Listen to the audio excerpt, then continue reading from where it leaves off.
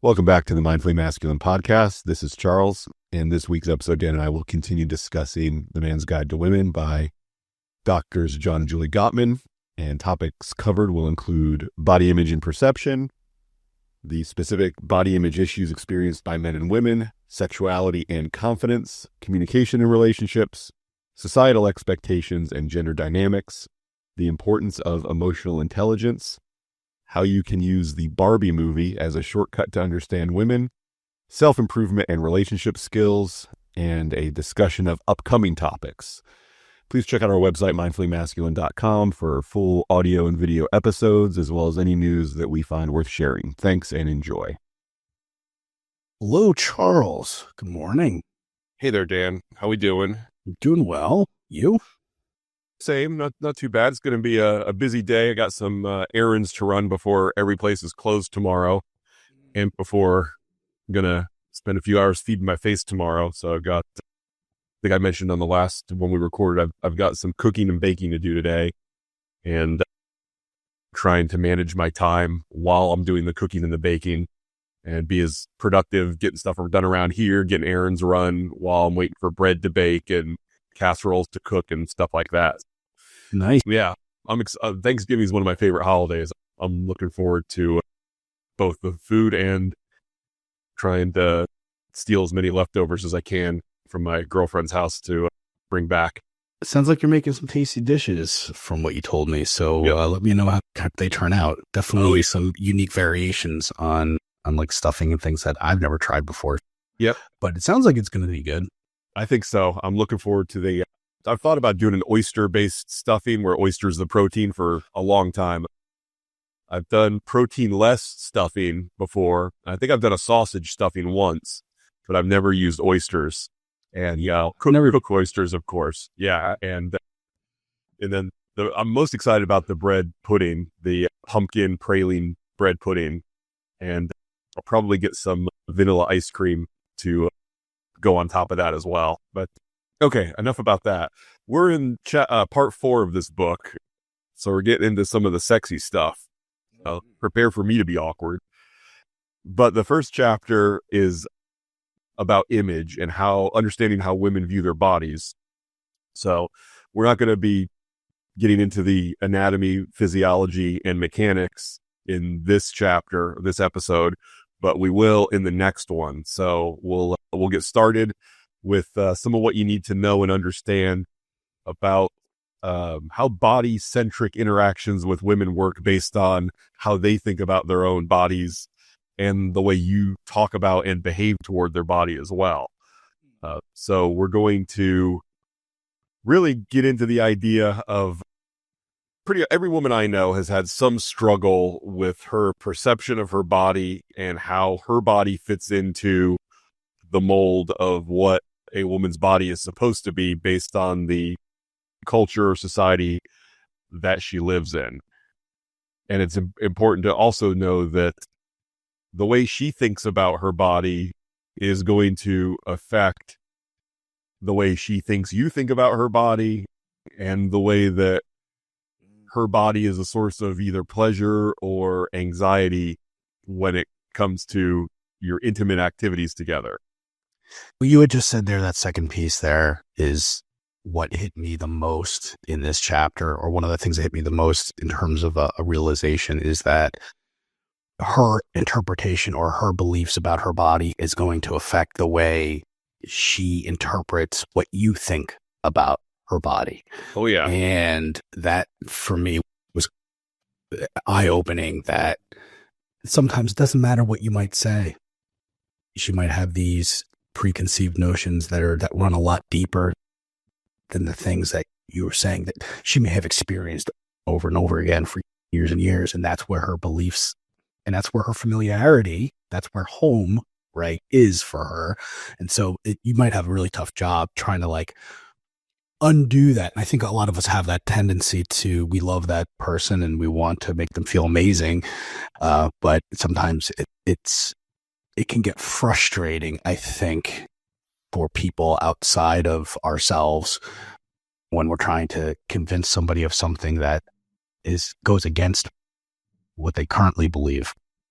Yeah, it's very hard to, I would say impossible to convince someone they're worthy of anything, fill in the blank, when they don't feel it about themselves. Yeah. And that's kind of where you have to start. And the things you say and do toward her and her body can be a factor in taking away some of that anxiety and feelings of not being good enough. That's a great way of keeping it in perspective. Yeah. Yeah. And guys experience some of this, not to the same degree, and I would say not in the same way as women do, but one thing I've said before rather coarsely, and I guess I should caveat this first with, you and I talk about the cognitive shortcuts that we make as humans all the time, and how we treat these things as facts or axioms when it's really just based on what I've seen. Here's what I believe to be true. And it saves us some brain horsepower to do that. And so we do it fairly frequently. One of those that I've said before, and I don't think I've said it on the podcast, I think I've just said it to you privately. When it comes to a man's image of himself and his sexuality, guys who leave their shirts on in the swimming pool are never good at sex. Okay, let's dig into that. So what I'm saying is, when you are self-conscious about the way you look and the way you view your own body, and you take steps to hide that from people, I think that's a fairly reliable, fairly consistent, not 100% perfect indication that when you find yourself in a bed with a lady or a guy that you want to be intimate with, the same thing that tells you it's a good idea to keep your shirt on when you're in the swimming pool is going to be the same thing that says, I can't ask for what I want and I can't behave in a free and unencumbered manner in the bedroom because I'm not good enough. Yeah.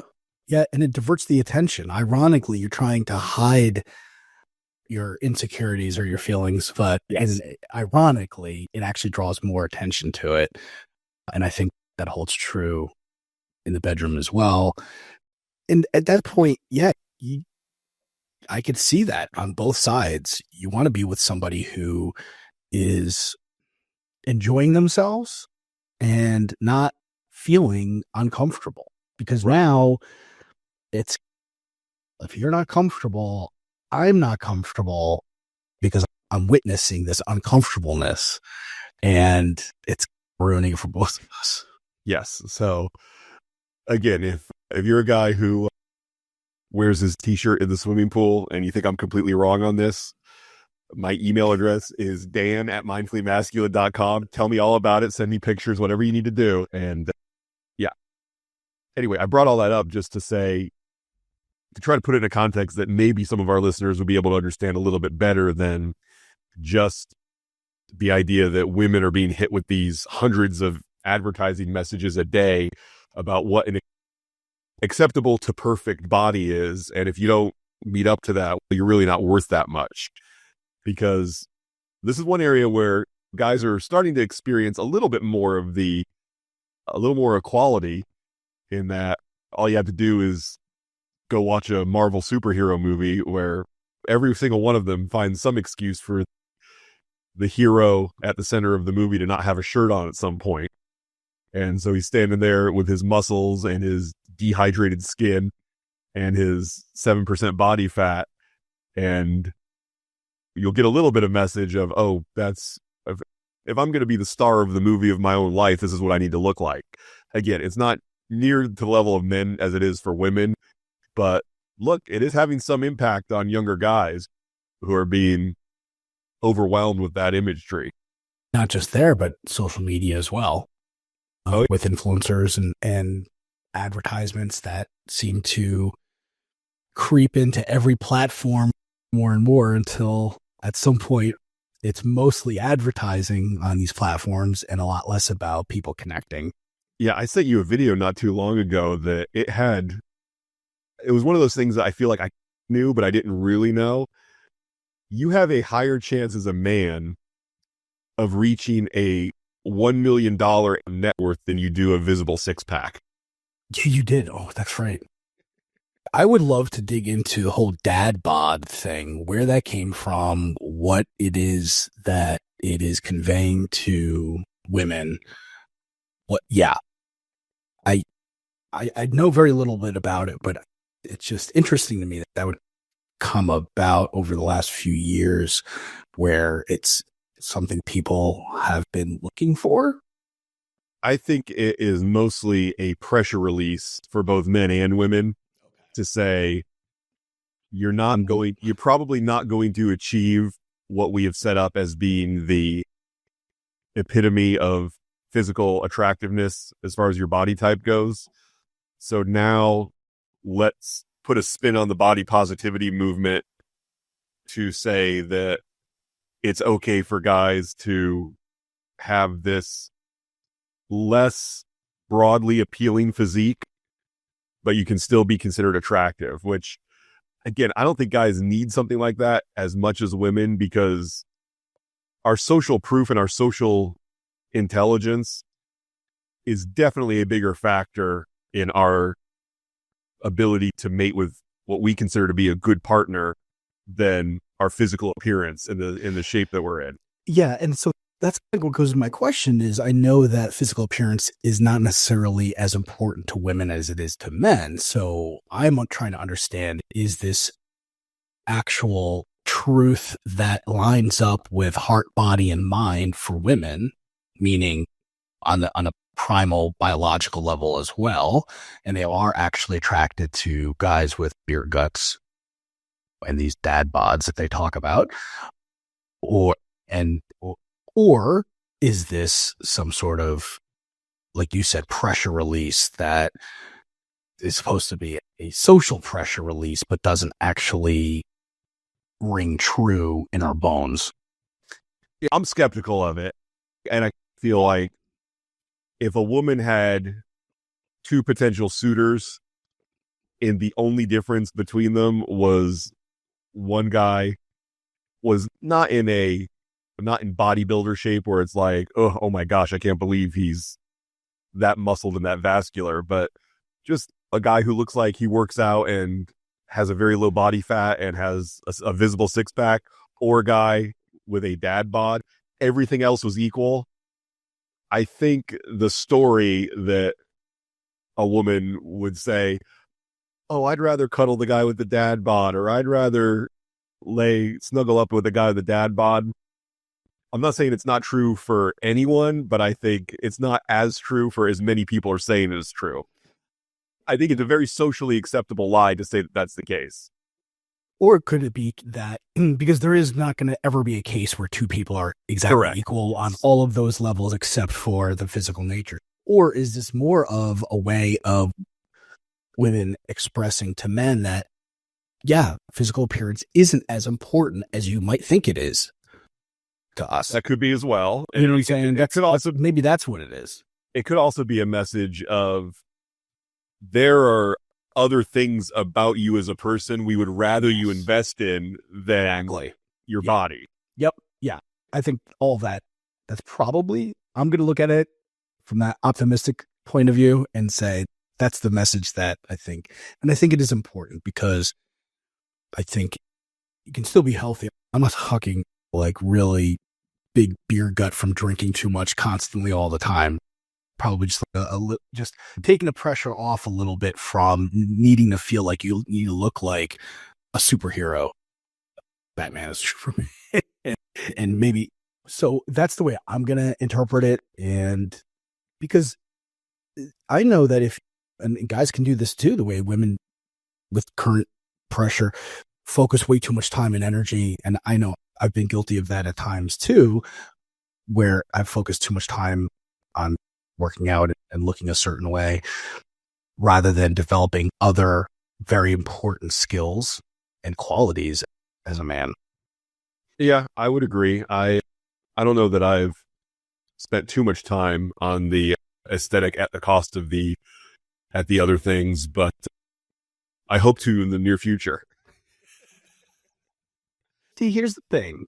So I think we all go through different periods of time in our life, and I think it's unrealistic to think that we're always going to live this balanced life where we're able to equally focus on all of the things all at the same time. Sure. I think it's more realistic to think, you know what, we're going to go deep on the things that tend to tickle our fancy at the time and maybe spend a little bit more time on that. And yes, other things will probably need to take a back seat for that.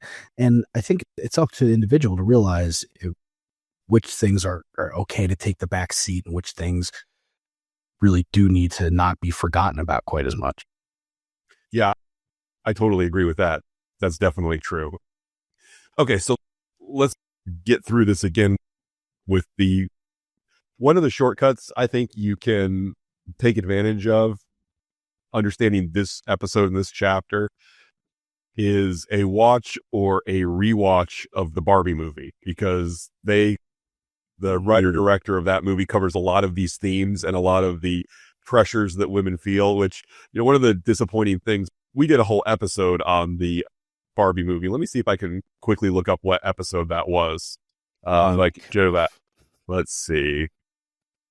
I'll find it and add it to the notes of this episode. But we did an episode all about that. And one of the things I found disappointing about the reaction to it, particularly some of the male commentators, both in the news and political space, was you had all these women saying, wow, the message of this movie resonates with me so much. It feels like the characters are really talking about what I experience as a woman. And the response that a lot of men offered was, no, it doesn't. Again, try that in your own personal relationships when your partner says, hey, this really resonates with me. I really feel comfortable with this. I really identify with this, and say, no, you don't. And that's what it felt like a lot of guys were saying, in response to what women were saying about that movie. So, you're delusional. Yeah. Not only it's one thing to say, no, life's not really that way, but it's another thing to say, your life's not really that way. But not only is this not objectively true, but you think this is true and you're wrong. You think this is true for you and you're mistaken. Yeah, I would say, again, you don't have to believe every conclusion or feel like every message in that movie is objective fact.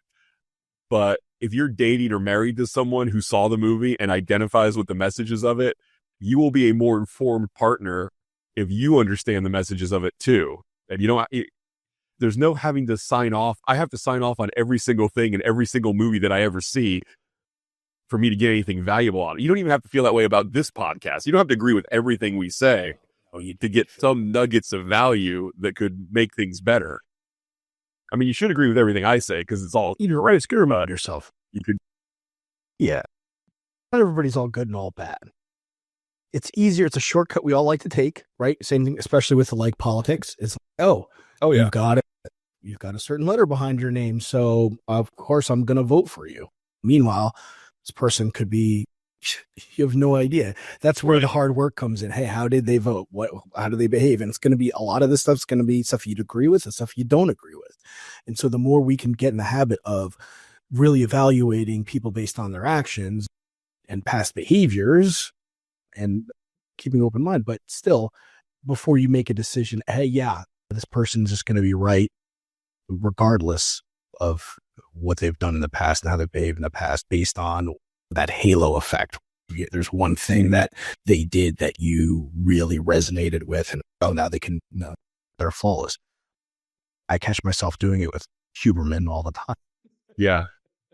And other people that I follow on social. So yeah. And the biggest example for us in the last few years, and even with our podcast content, was Jordan Peterson. I mean, Jordan Peterson has said, and I assume continues to say, I don't listen to him as frequently now as I used to, some fairly important stuff that you can get some morsels to make things a little bit better for yourself. And he says some stuff I think is absolutely unhinged, but him saying some unhinged things does not erase the good advice that he's offered in the past or that he may offer in the future. It just, his ratio of things that I think make sense to things that don't make sense has changed recently to the point where I don't invest my valuable time in listening to him as much as I used to, because he's gotten a little wonky with how much he says wild, crazy stuff that doesn't seem real. Going back to his older material, all that stuff is still true. It was true when he said it. It's true now.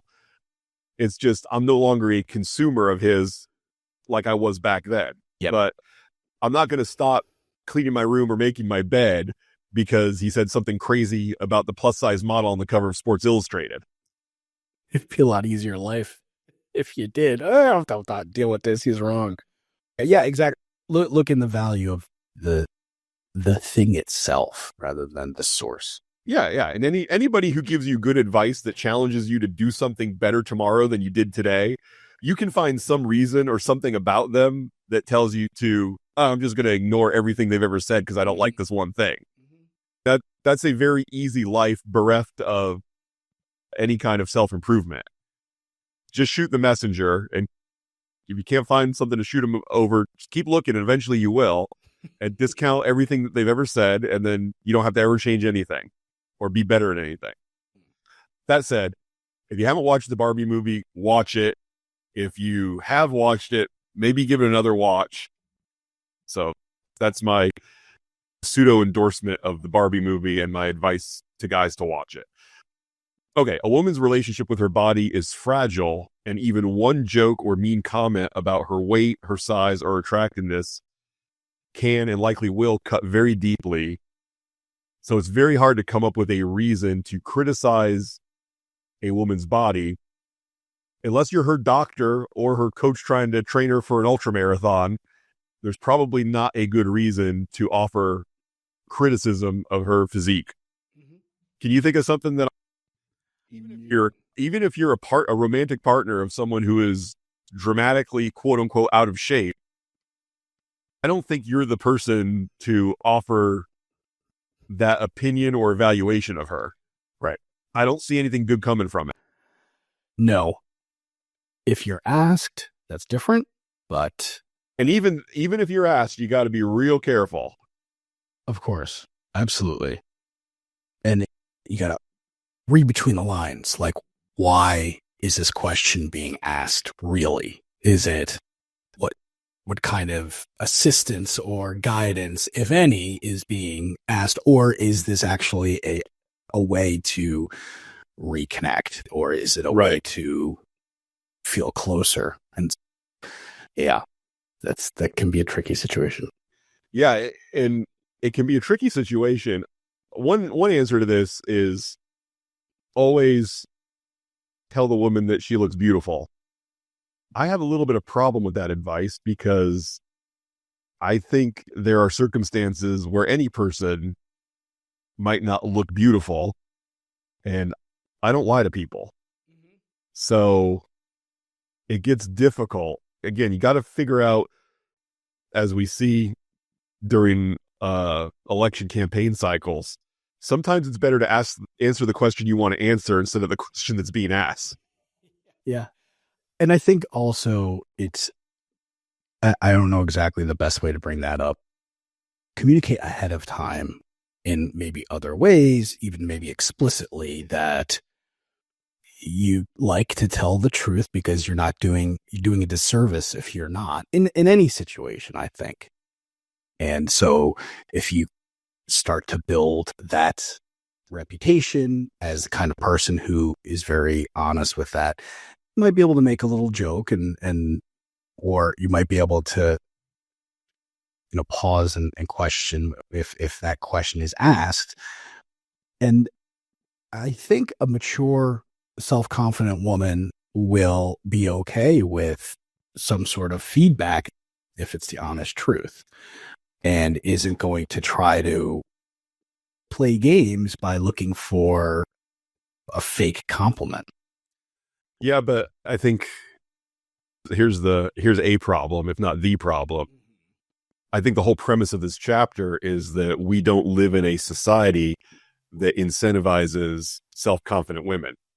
Like we have not set things up in such a way that becoming a self-confident woman is encouraged or incentivized. So you're probably not talking to a self-confident woman. So how do you navigate that? So if you hear does this outfit make me look fat?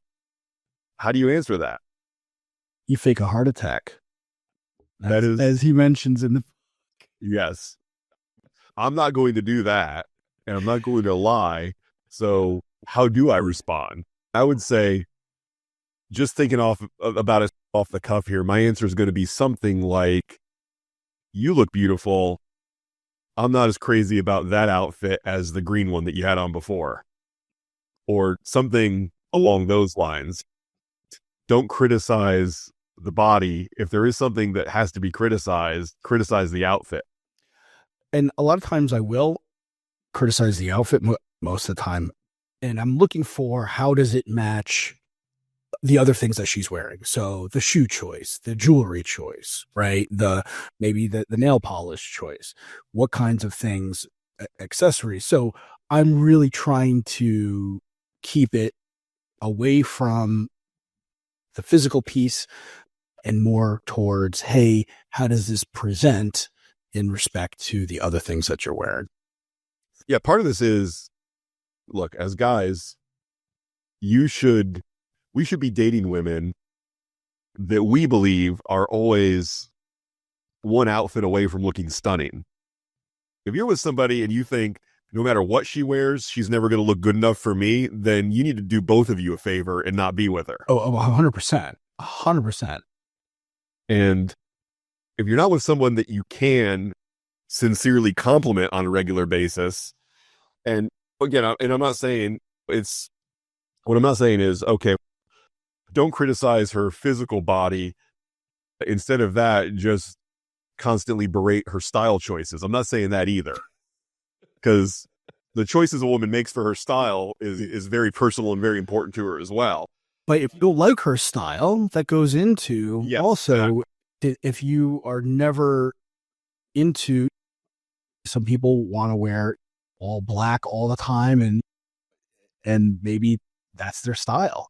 And if that's not for you, then I think the bottom line is, don't try and change anybody. Just take them for who they are and support them, but also don't deny, your own feelings about that, and end up being with somebody because of some other reasons. And you're fighting biology again, which we talked about that in the last podcast. Right. Exactly. Yeah.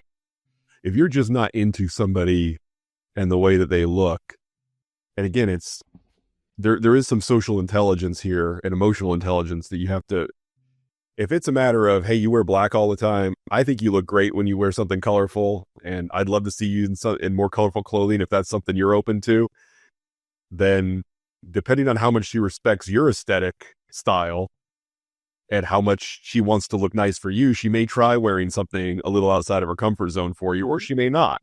Yeah. And it's her right to make that choice either up or down. But yeah, it's really, making comments or jokes about people's appearance is really, it needs to be limited, because for women especially, it can be extremely hurtful, because they've been told from a fairly young age that their primary source of value in the world is how cute, how pretty, how beautiful they are, not how smart they are, how interesting they are, how kind they are. They've probably had their looks emphasized as the source of their value.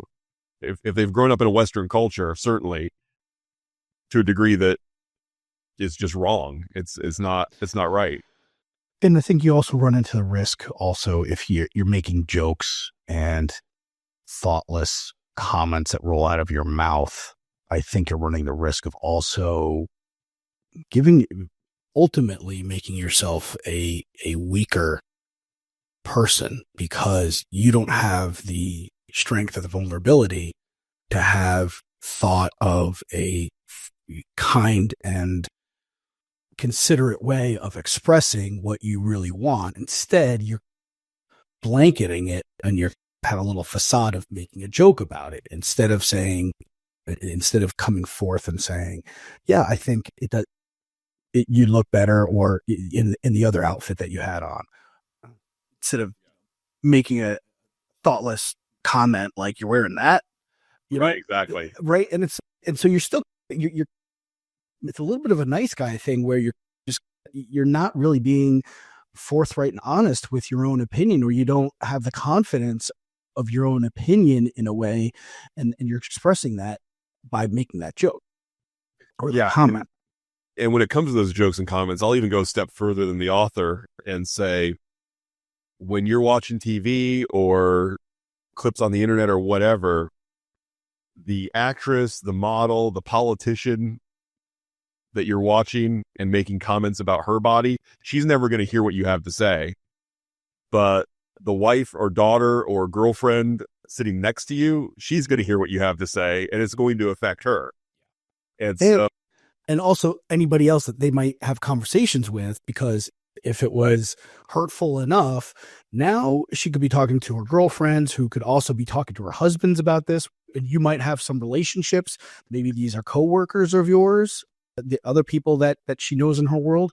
And that what sounds like a private comment that you made just between two people, that can spread and really give people insight to who you're not presenting to be, even though that's not who you are. Yeah. So keep in mind, you're going to be judged not just about what you say to your woman or women. You're going to be judged based on what you say about any woman. Because right. Yes. It communicates, I am willing to boil down a person to just their body. And I'm willing to say negative things about someone just because I have an issue with the way they look. And so once you've revealed yourself as that kind of a man to a woman, she's going to assume that you're thinking about her that way too. Yeah. Yeah. And that will really cause yourself to come across as somebody who isn't trustworthy, isn't safe, is critical, is not somebody that women are comfortable being around. And they are already feel threatened on a daily basis for their physical safety. And what sounds like it's only a couple of words, it really, I think, guys, you need to just realize how damaging that can be to them, but ultimately for you. You're ruining your relationships in advance. Yeah, and you can react to that by taking this attitude of, I should get to say what I think, I should get to say what I don't like. Is okay, you can. Nobody's telling you. If you tell a fat joke or something like that in poor taste, no one's advocating for you to be thrown in jail or lose your job. But you will have the relationship with your partner that you create. And part of how you create that is what you say and what you do on a daily basis. And so just be aware of that. If your ability to say what's on your mind whenever it's on your mind is important enough to you to torpedo your relationships, by all means, go for it. But don't do it blindly, and don't do it because nobody ever told you any better. Because we're telling you. Something I can't stand is when people, both men and women, just, I keep it real. I see the truth. Exactly. And okay, there's gonna be both good and negative consequences to that. And you're not allowed to complain about the negative ones because and just take the good ones. It's not a healthy perspective. Yeah, I find that people who say stuff like that, they lack the emotional and social intelligence to get a delicate point across in a way that people can tolerate it. It's too hard to figure out, okay, I've got something to say and it's something that might be unpopular.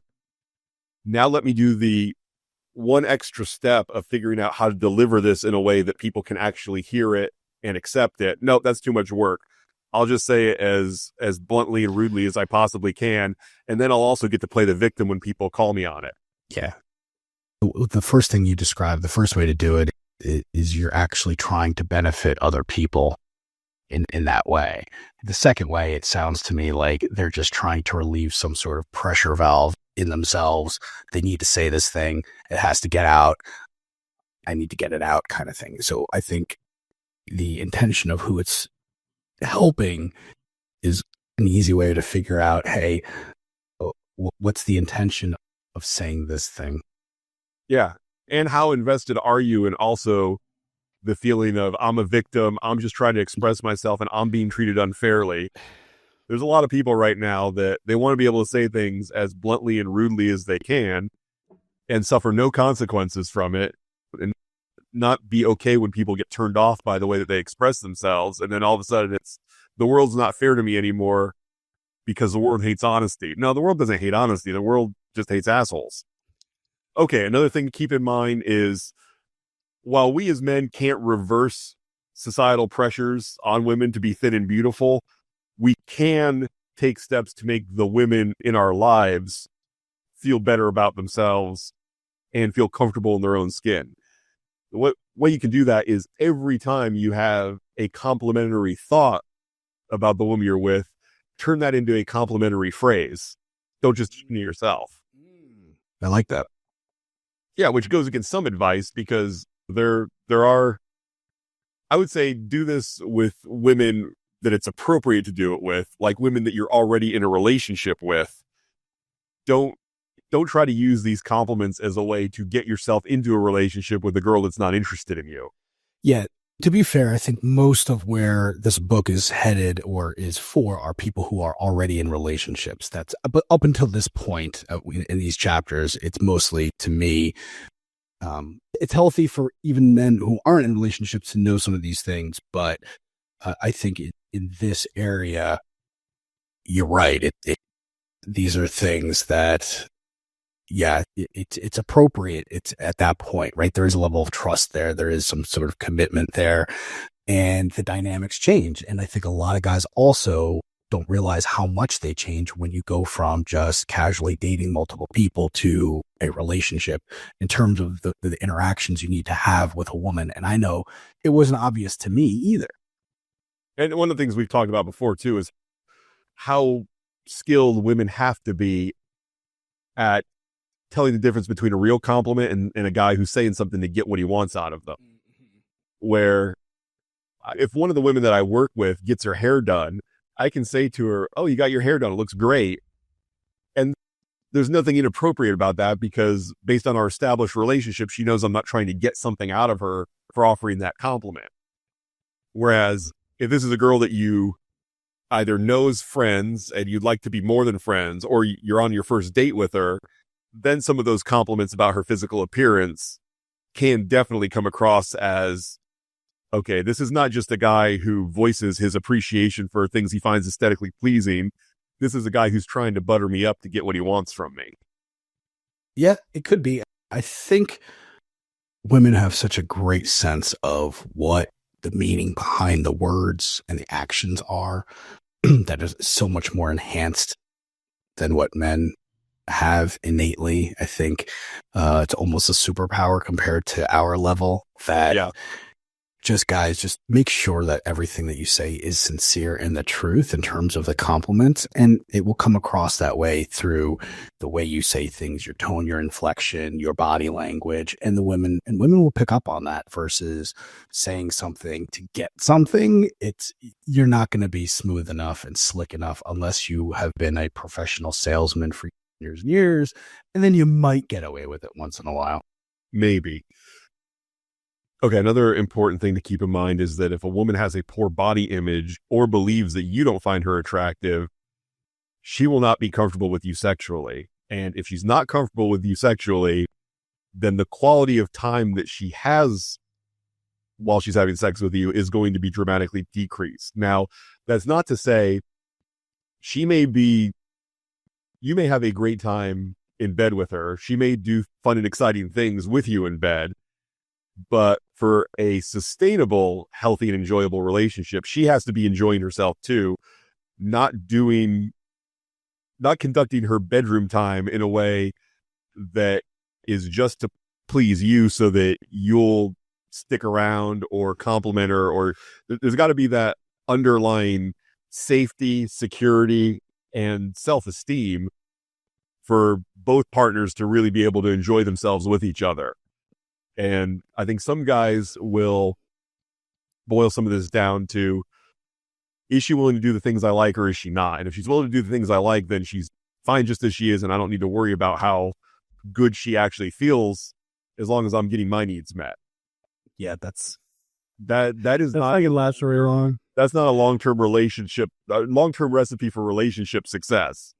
It's not going to, even if you're having great sex with a woman who hates her body and doesn't think you're particularly interested in her body or particularly attracted to her body, that will come out in other areas of the relationship, even if the bedroom time is meeting your needs and she's into the things you're into or seems to be. Yeah, I'm wondering if you could look at your other relationships for an indication of how well you're going to do in this area. Meaning, do you easily keep and maintain friendships?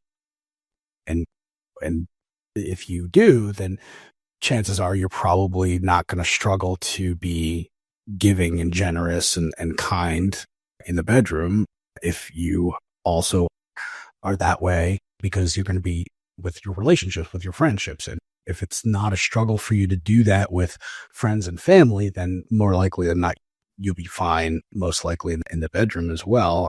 Obviously, nothing's guaranteed, right?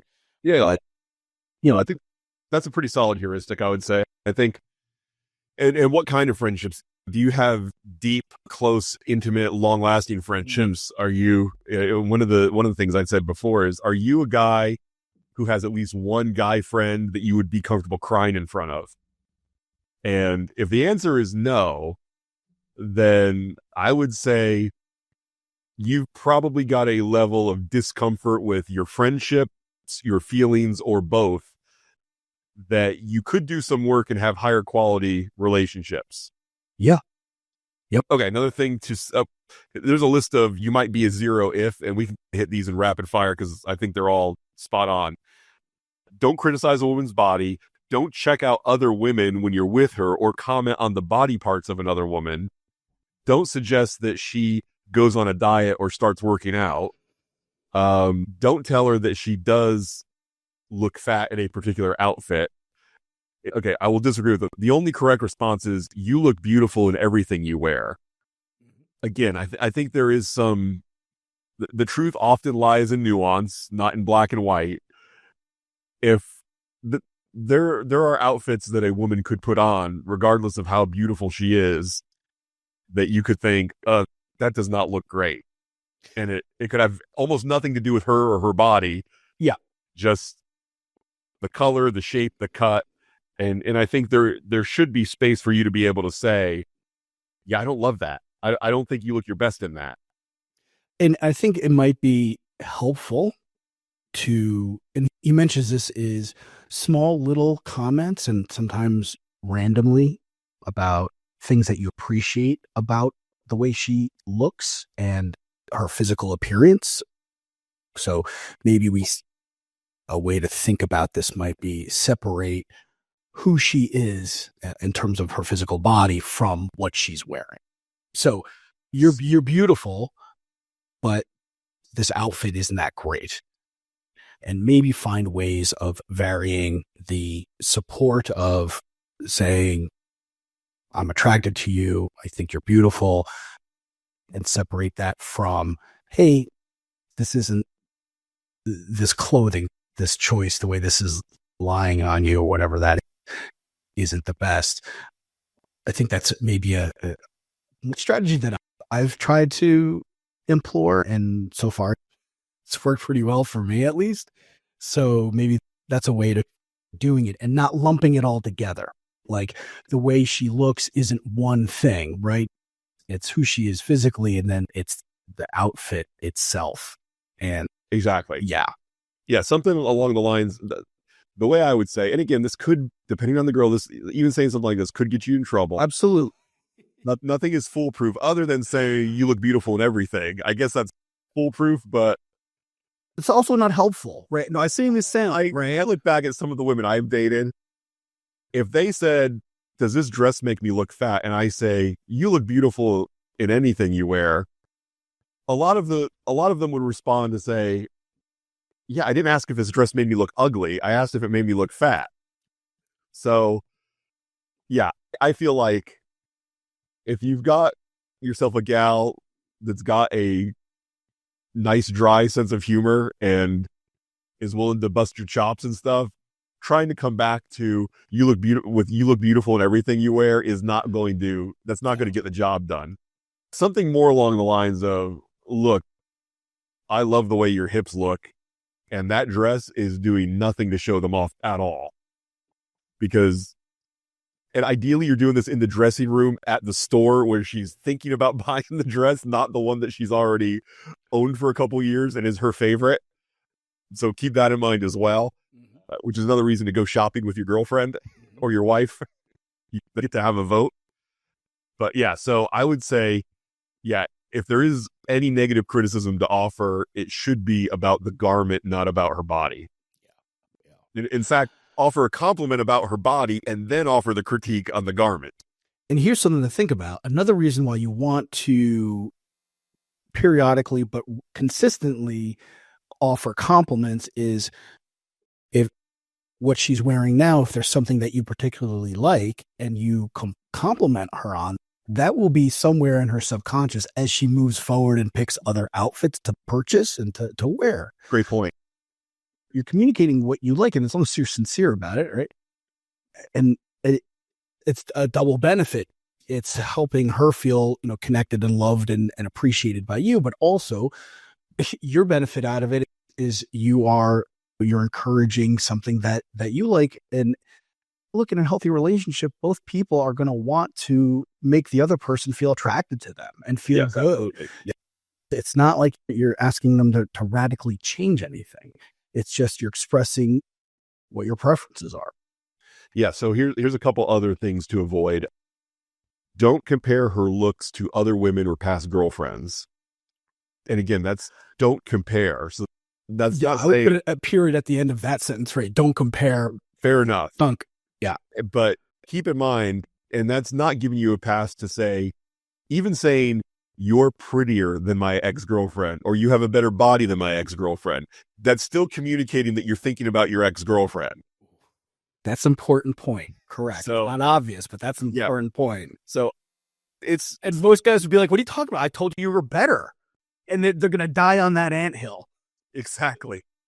It's a layup to know, hey, don't say that your current girlfriend's not as pretty as your ex-girlfriend. We all understand that's easy. Any moron knows that.